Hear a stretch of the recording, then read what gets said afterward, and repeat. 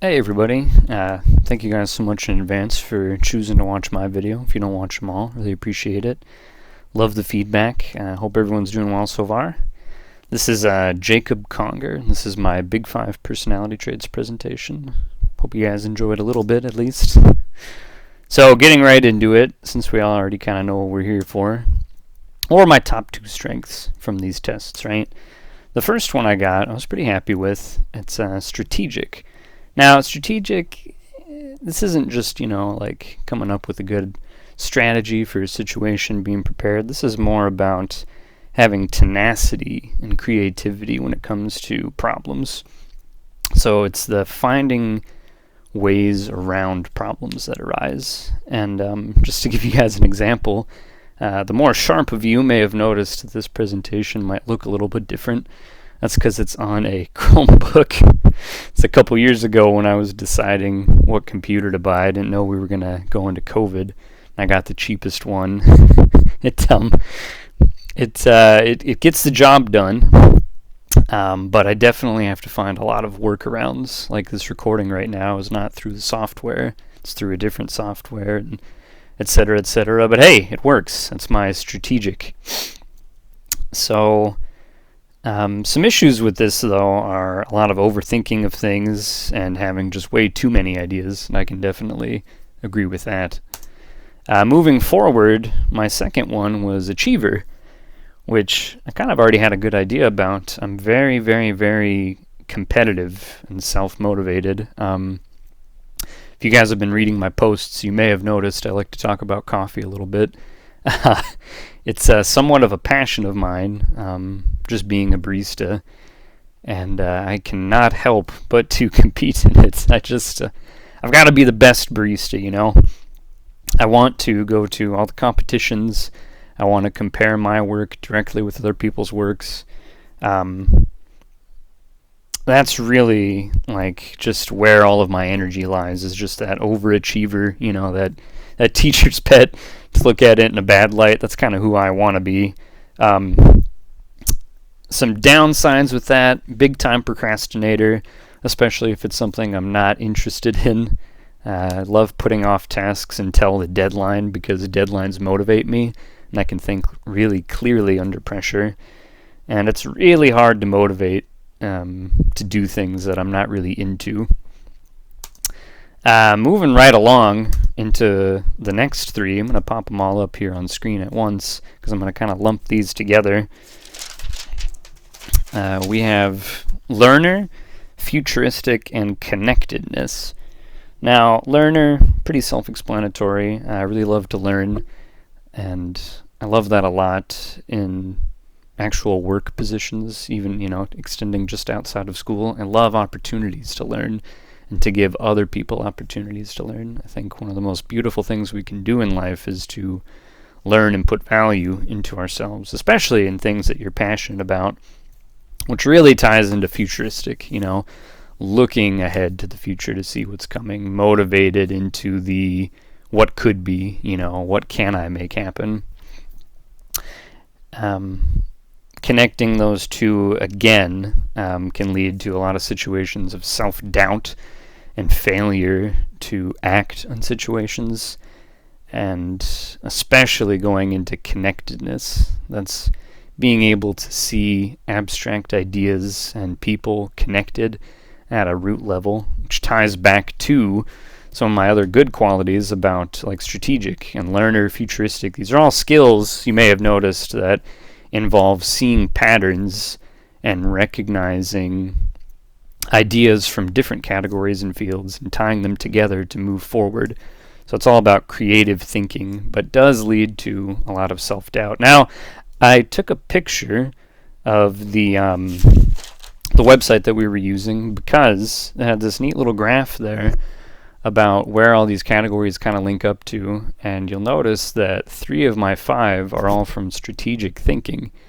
I got to thinking about this, and I was kind of happy about it first. Who doesn't want to be a creative thinker? But I have very few skills then for executing, which is something I struggle a lot with, making it happen. Only 1 from relationship building, that's the connectedness which I really tie a lot more into strategic thinking after reading about it, and none at all from influencing. So, I mean, just looking there at a weakness, we can already point out that I am not very good at controlling people in situations or influencing them to be the best that they are. And granted, I'm only 23 years old, so I've got a long time to learn how to influence people, but I think it is still a little scary to see, honestly, just how inept I am at influencing others. Moving right along, we have the ocean model we learned a lot about this week. Now, some of you had some really, really fancy ocean models. I already watched some presentations. I couldn't get the really good one. So what I did was I took a couple different ocean tests and sort of like summed them together in writing. This was the best one that I found for just presentation-wise. As you notice right off the bat, openness and extroversion all the way up at 100%. This is something that was fairly consistent throughout them, and I kind of already knew about myself. I'm very, very much a people person. You know, I really live to please others, to be around others, to just exist with others. This past year has been incredibly hard to just be alone.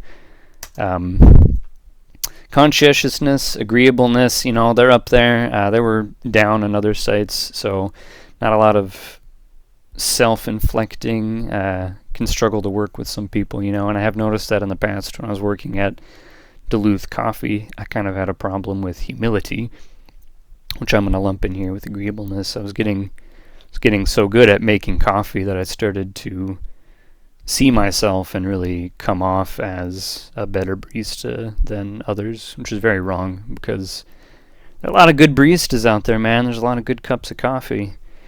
I have a lot to learn from everybody else, and especially as a Christian, you know, I should know that there's just an amazing amount of things to be learned from others. All the way at the bottom there, we got the neuroses, definitely higher than I'd like. I am a little bit of a neurotic person. I will admit that to you guys right now. You'll definitely see me exhibiting some unpleasant behaviors here and there. When I'm getting really nervous, you know, because I really want things to go well. And sometimes it can feel like it's out of my control, and then, you know, I'm just a little bundle of nerves. But, you know, to turn that around into a good thing, that means I work really hard to stay in control of the things that I do get to work on. And, you know, as I was doing all these tests, these are really positive scores, you know. I mean, these are not like bad things in any sense of the word. But I think this is really just this work persona that I have, you know. It's very hard to give me some mood swings. I'm very open at work, very agreeable, you know, it's extremely extroverted, all really attractive characteristics, but this is not how I perceive my true self. This is who I am at work. I answered all the questions as truthfully as possible, but at home, I think I'm a little more depressed than this, a little less creative, and, you know, I mean, if you look at these scores, you think I'm bouncing off the walls with this ball of energy, but really, I just wanted to point out here that I really do think this is just this work persona that I've created, and sometimes it's really hard to wrestle with that. Now, I had some thoughts on all these results after doing the reading this week. The first one was just want to talk about the strengths. You know, I think clearly we can see I'm very motivated and very thought out. I mean, most of my skills are in strategic thinking, right? I do really well in these team-based projects where I can have and contribute lots of ideas. But, like I said before, it would be really challenging for me to be a manager right now. You know, I'm not really good at motivating people. I want to compete to be the best and to do others' work instead of take that step back, you know, say, hold on, can somebody else do this? You know, is this really beneficial for someone else to do? No, I just want to get in there and, like, do it, you know? So, in that sense, it can be really challenging for me to lead. Connecting that with something that I learned from the ocean results, a lot of places told me that I was very empathic, which I remember in my first management job when I was 20 years old. I managed a real small coffee shop, and I frequently just let everyone call in, you know, because they would they'd text me or they'd call and they'd be like, oh, I'm sad, I'm sick, this happened, that happened, and I would just work their shift for them, That's not really a great skill for a manager to have. A manager should be able to delegate and really convince people to come into work, to do their job and to really apply themselves. I wasn't the worst at it, for sure. I've worked with some pretty awful managers, but trying to be as self-inflective as possible. I really have a lot of skills to work on here in the motivating others section.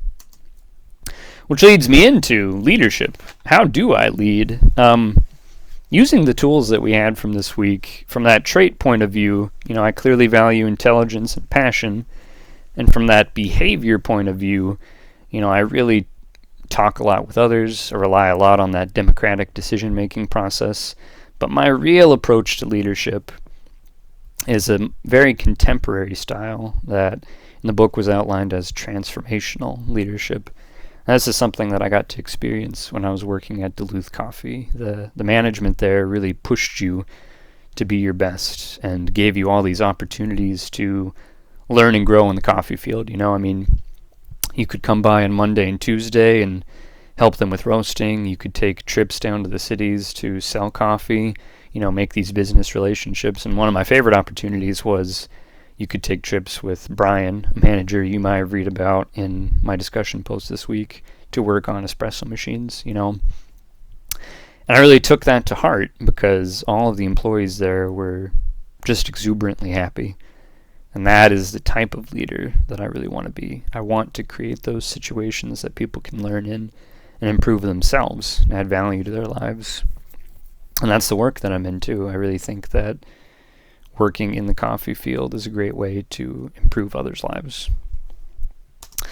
So here's my resources. Thank you guys so much. That's who I am.